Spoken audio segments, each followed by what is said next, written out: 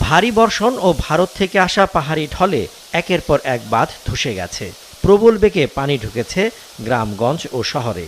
বৃহস্পতিবার রাত 11:30টায় বুড়িচং বুরবুরিয়া এলাকায় গোমতী নদীর বাঁধ ভেঙে প্রবল স্রোতে পানি ঢুকে।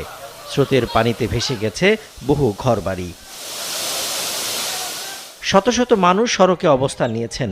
তাদের সঙ্গে রয়েছেন বৃদ্ধ ও শিশুরা। অনেকে আশ্রয় নিয়েছেন পাশের আশ্রয় কেন্দ্রে।